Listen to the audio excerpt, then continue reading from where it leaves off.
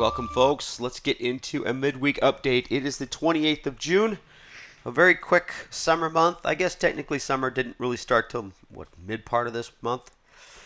But nonetheless, it's starting to slip away fast. But these markets are kind of behaving. I'm actually pretty excited with some of the predictability that we've seen over the last few weeks. Let's get into it. I'm just going to share some ideas. You guys know the rules. Take responsibility for the outcome. All right. So real quick, bull pullback confirmed. Strong markets technically. This was almost too good to be true when it comes to some of these trades. Now, folks, if you've been with me for months, years, we've been struggling. Well, maybe not years, but we've been struggling a little bit over the first parts of the year, expecting a corrective action, let's say in January, turn into some bull market, which was good. I think we took advantage of most of that. But then it got muddled somewhere in that spring area. At least me personally had a hard time. But these markets over the last couple of weeks have been really nice, really predictable. I have conversations with some of my bears out there that would disagree, expecting this to be a little bit overexpansion, or a little bit overexpanded. Really didn't get the quote-unquote recovery that some think we did. Never really felt the pain on the retail level. That's fine. I'll talk a little bit more on that as we get going. But if you were just to trade the markets in front of you, and I've got proof of this with our trades that we've been posting and working with, you guys specifically, that they are working. So, strong markets technically. Let's keep it going. The sentiment's absolutely flat bullish. Economic data is showing some expansion in the most recent levels. That new home sales was pretty strong. It was over 12%. It was pretty aggressive. But then I realized these are brand new homes, and with the demand for housing and the drying up of inventory when it comes to existing home sales, although existing home sales were higher, I imagine that these new houses, as soon as they get up on the market, are pretty much sold before they're even finished. So this could be, now this was for May, but this could have been set in motion back months before that. We're talking March, maybe even February, right? People putting money down, securing loans that are lower interest, and now their house is finally done, so they're just flying off the shelves. Take a look at it that way. So, is this the expansion? Are we still worried about inflation here, or is this indeed a recovery? Understand, we already saw very high food prices, very high energy prices that have come down. Now, the PCE number that comes out on Friday excludes both of those. So we'll see what Powell sees in those numbers on Friday and what he's going to say. He is talking right now. He'll be talking going into tomorrow. So it's not going to be anything out of left field.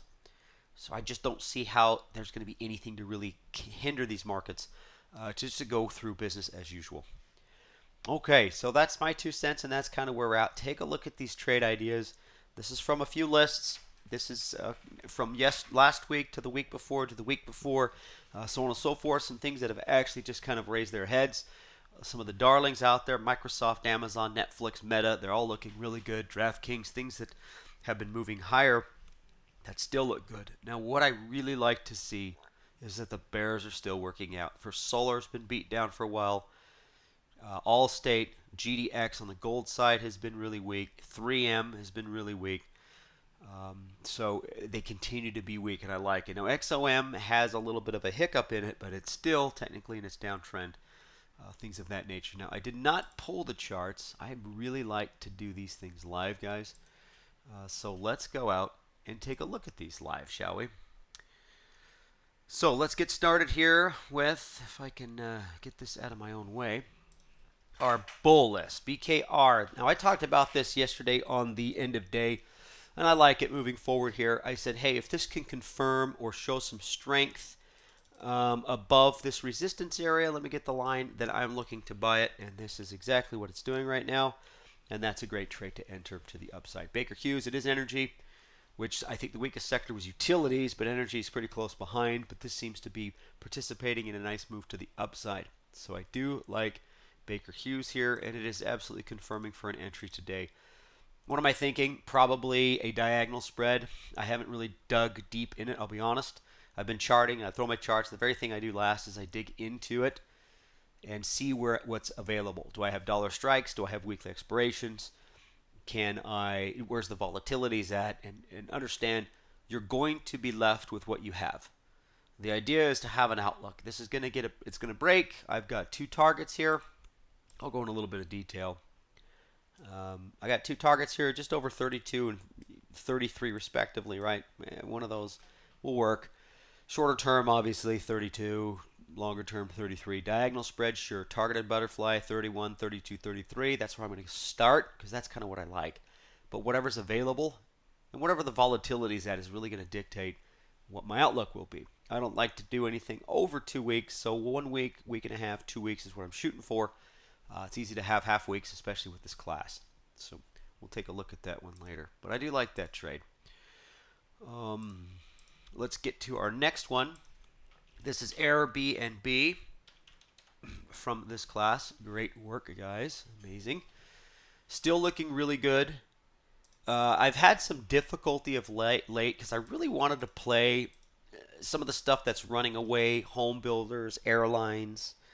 If you guys pull those up, look at Delta. We can do some later if you want. Just type them in. They're just overextended, so I'm waiting for corrective action. I don't know if I'm going to get it, but Airbnb is definitely participating in it. We were talking about this sideways to bull for a while, and I think that gate is open again. This is another step to where it can be purchased. Maybe if a target up here at the 140 mark, right? I believe we were talking about it as an emergence through here, which was a good trade. Some consolidation for that diagonal. It looks like it's about ready to stair step, folks. So I'm going to carry Airbnb again forward. Let me write this down. And let me write down the other one too, BKR. I know I'm doubling these up and I'm carrying them week to week, but I think there's a lot more to trading than just fresh trades each week. We got to carry through the ones that are on our watch list and some that we might have positions on. So I'm going to definitely carry this one through. Very awesome. Great trade. Let's get to our next. I'll pick up the pace on these guys because we have a bunch. Usually I only look at like 3. This class I'm going to get a lot more loose with. I want to look at as many as we can. That's what it's for. This is meta. Yeah, tell me something I don't know. But the consolidation, it's a darling. It's still looking pretty good. It's got the AI. It's got what the kids want right now. I'm going to call it the kids. Buying into it. So consolidation, fine. High base, absolutely. This is a big stock. It's a big range. It's volatile. And it's just been on this beautiful 45-degree pitch ever since. So, or for quite some time. You can make money on this with horizontal spreads. If you're a little bit worried about the cost, butterfly spreads or well, let's do butterfly spreads or horizontal spreads. Because diagonals get expensive, but horizontals are a little bit less expensive. And you can give it a pretty good range because you're going to find that a lot of the volatility will give you pretty good variance when it comes to the range you could put this on. So this is about 290, 287 here, right? You could shoot like a 290 call spread, a horizontal calendar, whatever you want to call it, and let that sit there, marinate for like a week. So by 2 weeks, short, maybe the next 3 days, you could do this shorter term. It's going to be crazy to sit through, but they usually do pretty well. So, or a butterfly spread, 280, 290, 300. Let that marinate for about a week or so. The thing is with these candlesticks, they can really break out of a range here. You can see that, well, let's just take this big red day. The open is 288. Well, let's go high-low, 289 roughly, and the low is 277. So, I mean, that's $11, $12 that this can move. So if you're doing a 280, 290, you can see that's $10, right? 280, 290, 300. So maybe you want to open it up a little bit more, like a 270, 290, 310. So just give it its due. You'll see this a little bit better on the risk graphs when you play with them. And then just find something that makes sense to you. It's a big stock, but if you open it wide enough, it can be affordable. Is that the way to say it? All right. Anyways, I'm going to leave it off the list to carry over because it just keeps popping up. Here's Spotify. I like this one because it's got that same candlestick today that's moving above its resistance area. Let me drop this down so I can draw some lines on it. So you can see it's kind of the same as what we've seen in the past or these last little few charts. You could take this area here or this most recent candlestick that it placed about mid-June there, and it's pushing its head higher. It's got this beautiful slope right up through here. I like this. The channel, look at this thing play with its 20-day moving average. It is also one of those darling stocks that people like. communication services, which is a pretty hot sector. It always has been, and it goes back and forth. So Spotify's back on the list, boys and girls. Let's do this. Moving on to Amazon. Yep, these are all obvious. It's kind of neat when you have all the stocks that you see are super popular, that people like to buy. When they start to move, it's kind of nice to throw it in there because you do have the motion of the ocean involved with it. Amazon looks like it's want to push above that 133 mark, 132 mark, whatever you want to call it. Same situation, diagonal spread, targeted butterfly. I'm still 1 week, 2 week. Somewhere between there. 1.5 would be the ideal. You guys know how I roll. All right, let's go through a couple more. DraftKings from last week. I believe it was last week and the week before. And it's been pretty decent, pretty active, consumer side-wise.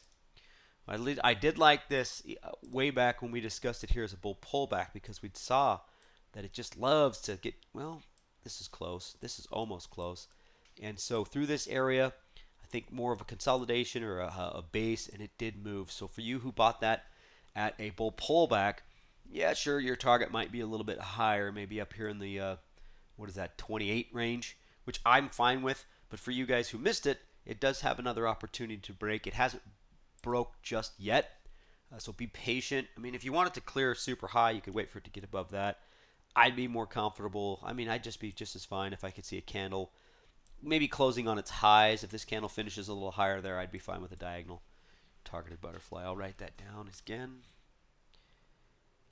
I do like carrying these trades forward from week to week. All right. But if I don't write it down, then I forget to. Then the last one that I thought was interesting this morning is Microsoft, right? I didn't get a real chance to look at Apple or any of those, but I imagine they're going to be very similar. Great uniform pullback, confirmed it today. Yesterday it didn't quite confirm it, did it? But today it is confirming. So bull pullback on Microsoft. Easy target there around the 350 mark. Vertical spread on this I'd be absolutely fine with. Just don't go too long. I would rather run out of time before gas, meaning I'd rather put on let's say a 335, 350 vertical spread and have this thing finish at 345, then get up to 350 and I've got another week left, right? I'd rather run out of time before it gets to 350 than hit 350 and have too much time. I hope that makes sense for most of you out there. All right. So that is our bull, and I didn't like anything on the neutral side because everything has kind of leaked higher or lower. I think really there's just a lot of activity in these markets, a lot of investors putting money in. So nothing's really staying sideways for too long. This is Allstate on the bear side. Looks really good. It slipped lower, broke this support. I'll zoom in a little bit more here. Broke its support level and has had this really beautifully weak, I should say, move back to it. So right through here, it slipped, not by much, but now it looks like it was pretty weak. Great crossover. It's all setting forward. Not a lot of range. I don't know if this thing's going to catastrophically fall, but something sideways to down here. Sure. Looks good. Another potential trade. Now, for you guys that like to do some diagonals, even targeted butterflies, because a lot of it has to do with the entry of time versus confirmation, because you have more of a sideways trade. Although this looks like it is confirming, you can see this whole day is below yesterday's low.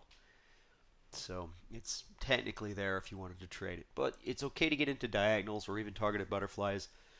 I don't want to say a little early, but without confirmation of a bull pullback or bear rally or a breakout, you can play them kind of meandering because there's a lot of especially with the diagonal, well, and the butterfly, there's a lot of time decay that needs to happen.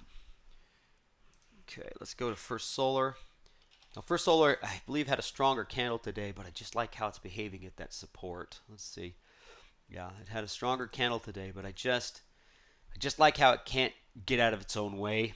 It wants to bounce off that 380. Well, here, I'll show you what I'm looking at. It's these shadows that I love. Every time it tries to come off that low, it just gets pushed down and pushed down. Today's not finished yet, and today's a pretty good push. candle-wise as far as its body, but to see this maybe come a little bit lower and look almost like it did yesterday, it's just really nice. Just shows a lot of weakness. You don't need to play the breakdown. I believe I said that yesterday, something sideways to bearish. So I liked it yesterday. I like it today. Boy, I've liked it for a while. Great work, guys, if you're in it. Let's get to XOM. This will also have a little bit of a greenish candle. At least it did this morning. But I just like how it's in bear rally mode. Yeah, there we go. A little bit more optimistic as it's off of its low today, but that's fine. I mean, it can get all the way back up to this 106 level. I'm fine with that. As long as it doesn't exceed this area, maybe the 108 or the 50-day, right, then it would be just a pretty good pullback, and it could be in a range, and you guys who play the Bollinger Bands would be super happy to short it up in this area. So it's in a little bit of a bear rally here, so keep it on your watch list. Wait for this to roll over, whether it rolls over up at this area or this first line that I drew here. It doesn't matter. If you guys don't want to wait for it to roll, wait for it to come back down to the 102 and play it as a break to the downside. All right. Let me get my pen here. Let's go to gold. This is an ETF. This is nice. It's been really nice. Bearish play on this a few weeks back with this little slope here. I've drawn that line many times. Good crossover, good bounce, and it's leading through its support of $30. The next real stop for this is going to be about $28 and a half. 28. It's 28 and a half. I'm going to give it this gap here, and you can see this peak that it had early March. That's technically its next support level. So this could be a nice little diagonal bear trade for you, or targeted butterfly, or straight puts. I'm fine with straight puts, folks, if you want to go longer term and put stops on it. Why am I saying that? Well, a stock that's $30, usually the puts are almost affordable. Playing Amazon or playing things that are a little bit more expensive, it's nice to hedge out. But if you guys just want to go ahead and buy a put, buy it definitely deeper, 30, and maybe the 30 put deeper, I mean in time. Make sure you're into July, pretty deep into July. For this, and then have a target. Please have a target. When it gets down to 28, take it. Don't sit there and get cute. Just take it. All right. That's GDX. Moderna. It's another one that's popped up a few times. Looks good again. All right. There it is. Sorry, folks. A little slow on the charts today. So let me make this look nice. And you can see it slipped lower. This is one that you're probably best to do some sort of a combo on, right? If you can afford a $125 put or 125 strike, and be my guest. It looks like it's in the middle of consolidating or trying to revisit this 20-day moving average. So this is on the watch list, right? Keep it on the watch list there. This and XOM, and see if it can't either get back up to that 125 mark or if it's going to roll over and spill below the 120. Very nice. I guess I should be writing these down, right? Let me do... Bear with me, folks. I'm writing stuff down. Okay, let's get to Disney.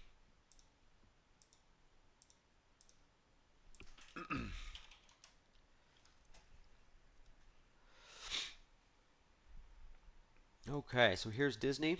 It is also in a little bit of a consolidation pattern, rebound.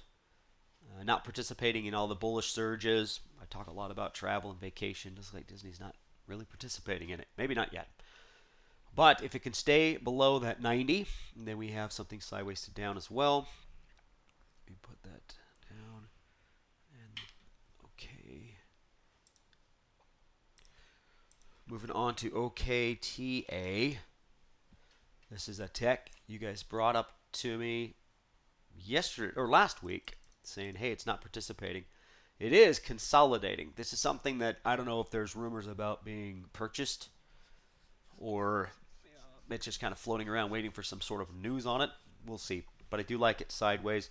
I'm going to continue it forward because it's just a fun bear trade, but I'm going to put sideways. I'm going to put sideways on that and Disney because you guys can take advantage of it. Sideways well. I don't have any sideways trades specifically. They're all going to have favor. They're all going to be bearish or bullish. And I think you guys should have that as well. in your arsenal. So if you have some sideways trades you're looking at, make sure you give it some sort of bias. It just might be a little easier. Here's 3M. We had this bearish for a while. It had some sort of a news event, probably its earnings. It did pretty good, so it kind of left my list. But this turned into just a really big bear rally, especially because it's now below all of its averages. So even at this point, I'd be reluctant to be bearish. Right around there, getting a little bit more bearish. But now that it's below these moving averages, I'm ready to be bear again. So first target obviously back down here at 95 where it's headed. It looks good. It might try to just kiss this 100 for a little bit, so let's diagonal it for the short term. Something sideways to lower because it could try to hang itself up, especially after this move. So take a look at that candle, and what's funny about that candle is its range is, let me zoom into it, right, I bet you it's the midpoint of that candle is going to be about 100. Yep, pretty darn close. Shocker, right?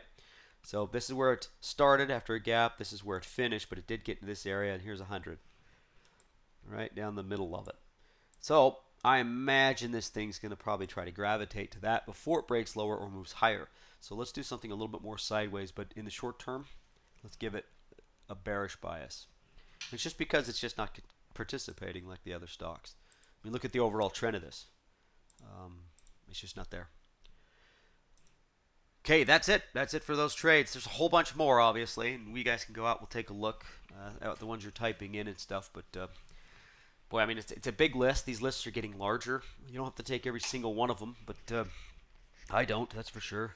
But you know, it's neat to see that some of the trades we're looking at are continuing to do what we expect them to do. All right, let's get back to the action here. So jumping back into our market analysis, it's basically back to what I would thought it would be after a bull pullback, and this is so far. So far, it has been the confirmation, and that's about it. So in what's today? Wednesday, 2.5 trading days. The Dow's up 0.38, SPY 0.77, and the Q's 0.84. So just shy of 1% on the Q's and the SPY. That's not bad for only 2.5 days, but it's moving the correct direction. The Russell's a little hotter, almost 2%. So a lot of activity in some of those in some of the mid or small caps. Oil actually kind of flattening after a pretty weak week. It's hard to say that 10 times fast. $67 a barrel. It's fallen pretty strong, which is interesting because it usually trades at a premium over the summers. But I think with what's going on in Russia and some worries over there, we'll see. Plus, I do believe OPEC opened up the spigots a while ago. So oil is flowing. And gold, flat, a little lower. Did see a pretty good drop in gold. That's why I like GDX, because of a strengthening dollar, the expectations of the dollar going stronger with an active consumer and maybe the Fed keeping rates where they're higher, but certainly not cutting them. I imagine that might have a little bit of a short-term play on it. So let's take a look at why I am bullish, and it's absolutely picturesque. Here is the bull pullback with an absolute confirmation at a moving average with a beautiful candlestick. A little bit of a hesitation today. I was talking about this yesterday that I would hate to see this. I hate to see that because all those beautiful bulls we were looking at, we'd be chasing. So today's the day that we can actually throw a few darts, grab some of your favorite bulls. Don't overdo it. Make sure that you're scattered across a bunch of sectors. Obviously favor the stronger sectors. But a candlestick like today, let me erase this, is almost ideal. It's almost ideal. Now watch, it could pull back. That's fine. I mean, it's in a good situation to where it can move higher. So technically, it's super bullish, and it's giving us the opportunity to allow or for us to get into some of these bull trades. Diamonds, same idea. A little bit of a red candle, but it's right on its 20. It's still well inside that area. We'll see where we close. Maybe we push higher towards the end of the day. That would also be very, very nice and really add to our probabilities of moving higher. And then the NASDAQ, same thing. Same thing. Didn't quite confirm. I wanted to make mention of that, but today it looks like it is. So be patient with this, but you know, we've got it on our side. So I'm not afraid to throw a few darts to the bull side. Not 1,000 darts, just a few, right? And don't abandon your bears. Don't be afraid to throw a couple of bears out there as well. So let's get into the economic reports. Not a lot going on except for bullishness. And Okay, I said I'd talk on it. We'll talk on it. There are worries of a double dip recession. It happened in the 80s. It had this little correction. It was really anemic. It was weak. We did see interest rates slip a little bit, or I should say inflation slip a little bit in the 80s. I shouldn't say we. I didn't see it. I wasn't around. But what it is a short-term correction or a little bit of a breather that's confused with an absolute correction. And then the interest rates went up and nobody cared because, hey, we're past that. Then all of a sudden, and this was about over a year, it was 1980 to 81, 82, and it just got smashed because it was too hot. It stayed too hot. It didn't correct enough. It was like a little bit of an exhale before it inhaled again and really shot to the roof. Okay, there's the bears, doom and gloom. It is double dip recession is what they're referring it to. Now, we have seen some of the food prices and energy prices come down, and that could be temporary because we have seen a consumer ramp back up. So double dip recession is on the table, but let's just leave it on the table. I don't want to react to it. I just want to trade the markets in front of us. Why am I saying that? Well, durable goods orders, things like that, core orders. So it's not the fact that people are out shopping and traveling, because we had a services issue. You guys remember the services were always high. Well, we're back into buying cars. Housing, of course, that was huge, up 12%. Here it is right here, 763K versus an expected 677. Completely opposite of what was expected, a little bit of a drop, and it beat by 12%. But that could just be a little bit slow, and it's carrying over. Powell's going to speak. What else do we got here? Let's go to the next day, is because it's the PCE. This is the one I think that's going to be a big one, and it takes out energy and food, which is funny because maybe it should include it because those are technically going down. So we'll see what Powell says about that. We have this going on here, the unemployment claims, and that's about it. The Purchase Managers Index might be one to keep an eye on. But consumer confidence was higher. I glossed over that really quick on the last slide, folks, but it's at 109 from 106. So the consumer's active, the consumer's happy. It would be beautiful if this is indeed a recovery and not a continuation of expansion. Okay, let's poll. Okay, let's close the poll and share it. We are 100% vote at 56% plus 1, 44 plus 2, 11% at 0. Definitely on the bull side, I'd say plus 1 plus 2. Thanks, guys. And let's shoot the monthly.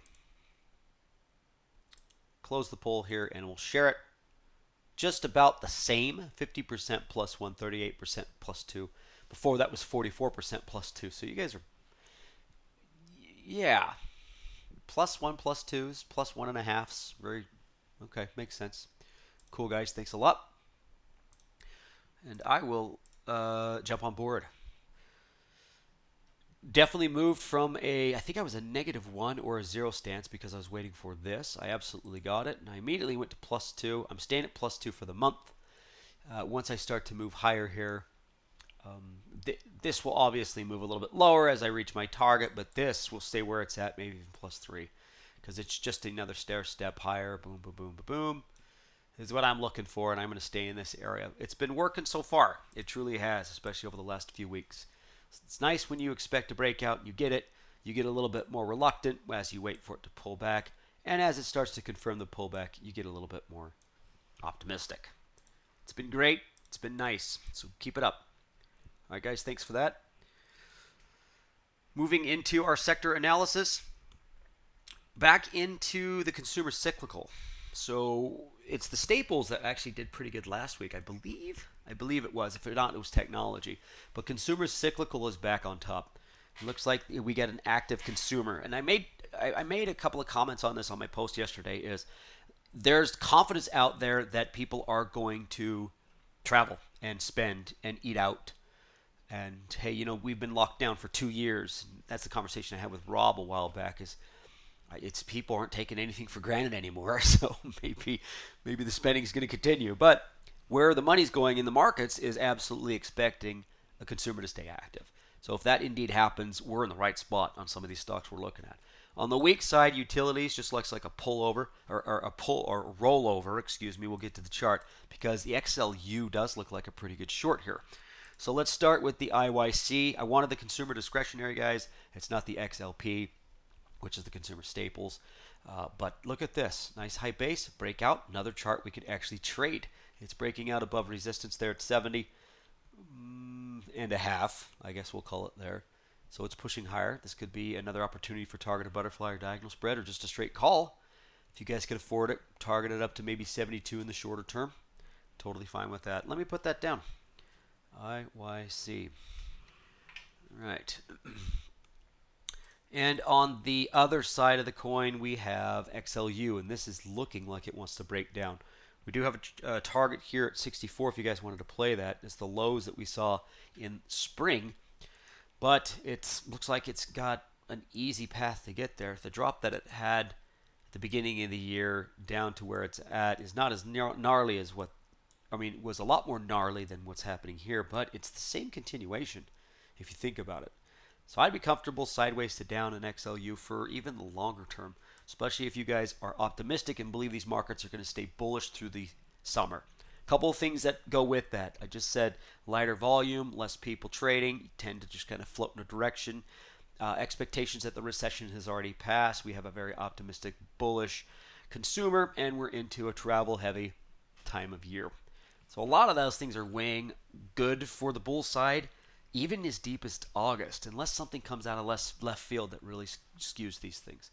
So we kind of have to stay there. Oh, the last point I'll make is we switched out of a bear market, what was it, about a month ago? 3-4 weeks ago? Corey did a pretty good class on it, or talked about it. But we're out of it, technically. So all signs point to better lean to glass half full. So nothing really in the way for the next move higher. I don't anticipate anything. It could be a PCE number that's bad. A Fed gets a little aggressive. God forbid a war breaks out or something crazy like that. But where we're at, it's very conducive just to float and move higher. Bullish and confident in the sentiment. We're starting to see some numbers of activity. Whether the Fed sees that as a quote-unquote double dip reception, I just quoted that, I don't know why I didn't need to, or not, then we're into something a lot worse. But it's going to take a massive event, like a massive round of job loss or a big contraction in larger companies or a huge spike in something like food and energy. But we're just so deep away from that, I don't know if that double dip recession is going to happen. We'll see. Bullish and confidence, bullish signals are out there. Okay, blah, blah, blah, I'm done talking. So that's where we're at. If you're going to make an error it to the upside. Let's go out and take a look at the trades you guys just submitted. And we'll see where we're at. So here's CAT. Start there. Caterpillar is a 77240-250 bull call spread from John. Let's take a look at it. I'm fine with that. 240, 250, right at the target there. Bull call spread. Let me move this out of the way so I can see the date. For the 7th, that's a week and a half. That's right up my alley. It's a trade that I would like. It's a good one. It's awesome. Hopefully it gets to 249. No, actually I wanted it 251 on the 7th of July. Wouldn't that be perfect? I like it. Great trade. If you guys don't, fine. Diagonal it. Do it shorter term. I do like the target. I do like the back leg as well. Let's move to another one. CVS. Ooh, not X. Not Chevron. There we go. This is another 7th expiration bear call spread. 70.68. Bear call spreads. Move it. Here's 70. Here's 68. Okay. Sideways to down. Playing more of a credit. I do like it. Cool. I like that one too, John. Don't know what else to say on that one. Let's see. Let me just write it down. CVS. He's doing a sideways as well, so I'll make sure I put an arrow on that. Okay. And let's get to one more here of John's. ET. And G. Okay. 105, 115, sure. And you're going to slow play this one a little longer. Actually, quite a bit longer, it looks like. So 2, 3, you're going to go the full. When is expiration? At 21st. So he's going to go to regular expiration on this, playing this a lot longer. Okay. And maybe you're anticipating a thing, and I'm going to use this as a talking point. Thank you. Maybe you see this as a hiccup before this, meaning it might play this game once or twice, or it might play this game, so on and so forth. That's completely fine. If that's how you're slow playing it, I totally get it. One thing that I will do is if I have to go further out in time, I'll go 120. If I have to go longer time, and what I mean by have to, letting it play a game, well, let's see if we can milk that cow a little further. I am a reward to risk trader, and if I have to pay more money for more time, I'm going to open up my target. Now, absolutely, that reduces my probabilities because it would be a real pain in the keister if this got to 115 at my expected date. But do I really care? Because think about this. If this expired at 115, the bang for the buck works, meaning what you paid to what you got out would work. However, if I was to do that same 105, 120, and I only got to 115, my reward to risk would be substantial. I'd still make money. I would still make really good money at 115, right? I'd make amazing money at 120. So don't be afraid that, hey, if you've got to go out an uncomfortable amount of time, why don't you raise your target? Just the food for thought. And here's why is because I hated getting burned on my vertical spreads all the time. So I always found it much easier just to look, how can I calm myself down so I don't overreact to or overmanage it? Extend the target based on my projections. So if my projections was 115 in a week and a half, but I've got to go 4 weeks out, let's say, well, then it better be 120. That's where I'll snap a Fibonacci, go to the extra line. That's where I'll draw trend channels, go to the upper channel, things of that nature. Thanks for the talking point. Awesome. I'll put it down though. ENTG. ENTG. And yes, you didn't do the typo. I did. Okay. Here's a couple bulls from Brett. CFLT. Okay. Zoom in on this. Technology company. Yeah, looks good. Bullish on that. Little target there. Let's write these down. CFLT. You guys can kind of figure out how you want to play it, but another bull pullback that's confirming. It's kind of nice when everybody's doing what the markets are doing. QSR. Restaurant brands. Consumer cyclical. What's the leading sector this week? Consumer cyclical. Very nice. Yeah, more even sideways at that. You're kind of in the same situation we were with the last one, the GN or ENTG. We've got a little bit of a shoulder that it could be at. So something sideways to up on that for sure. Let me put that down. QSR. I'll put a little sideways on that. We're going to have a huge list today, folks. VFC and AA, he's bearish on. So let's take a look at those. Nice. Nice. Let me add some more. I'm gonna. You guys have made me move off of a post-it note onto another post-it note. We are loaded with trades today. VFC, the bear side, sideways to down. Just because that one looks like it's plateauing in between that 20 and 18. Decent little bounce off 18, but beautiful resistance here at 20. You guys see that? So more sideways, and then Alcoa.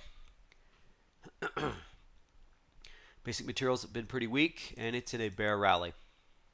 Okay, I like it.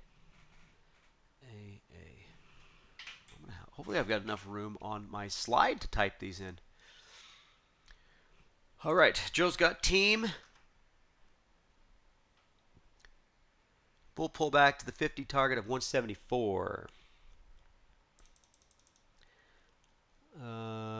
Sure. You're just going up to that 20-day. I'm fine with that. 170 is a little bit of a resistance. Ooh, it looks like it might be. Is this too deep of a pullback? Yeah, sure. I know what you're playing. I got you. Is it going to be shorter term? Vertical call, how it finishes the day resistance at today's high. Hey, Joe, if you're going to play this, because right now, I don't know. I don't like this. This kind of bugs. But I do like, and I don't like this either that broke that. But if it could get to the 170 and you want to do a vertical, I mean, he's going to see if it's going to finish today. You could wait for this to get to your target and then trade it. You'll have a higher probability. Or you could trade it to your target right now. Meaning do a vertical spread that expires on Friday. It's almost, gosh, it looks like it's almost counter trend, although it is above the 50, and the 20 and 50 look correct. That's a tough one. That's a tough one. Right, let me erase. Yeah, maybe range bound. Have you ever thought of that? Maybe 160, 175, 185, or maybe something sideways on that. Tough one. Thanks, Joe. Let's take a look at GE or Justin. Call diagonal spread 108 or 109 target for next week. Yep, looks nice. G's great. Yep. Yep, I could take either one of those targets. Yeah, 108, 109.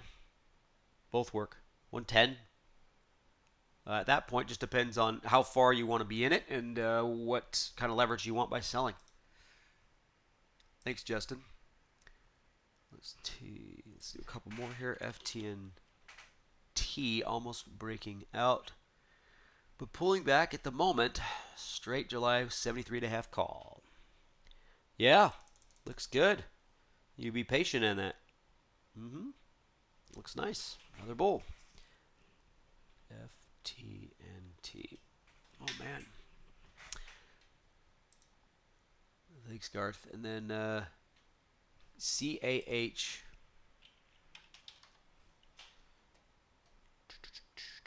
Cardinal Health. Yep. Look at that engulfing candlestick. A little bit full. Call diagonal spread. I like the play on the diagonal because it's kind of gapped up. It might try to come back down to 492. He's looking at a 97.92. Very good. I like the strike prices. July, August. Okay. July 7th, August. That's nice. Very nice. Back leg can be as long as you want, folks, especially if you plan on selling it over and over and over again. That's a big advantage of the diagonal call spread over a vertical spread. Is you can be as deep as you want because you're just buying a call and then you're choosing what you want to sell against it to lower the cost of that call. That's, in essence, all you're doing. All right, folks. Great. Fun trades today. Let me see if I have enough room to type them all in. I might not. So here we are. Here's our list. By the way, did you guys see the downturn in the market there? I usually make a comment on things like that. We'll see. We'll see. So hopefully I've got them all. If I don't, you can just rewatch the class. So let's get into some of the other things that I liked. Sideways on these. OKTA sideways as well. That one was just consolidating. That one was sideways from last week, even when we talked about it the first time. And VFC. So lots of sideways on the bears. And I'm thinking the majority of that is because these would be falling, but the markets have been super bullish. You know, the last few days they've been moving higher, so I imagine it's just keeping these from falling. And we'll see. When the market turns, if they fall lower, that's great. If you're in them already, that's great. Great work out there. All right, great class. I didn't know we were going to be so involved, but great work. Thanks for showing up, guys. Thanks for your participation as always. And we'll talk to you next time. Bye, folks.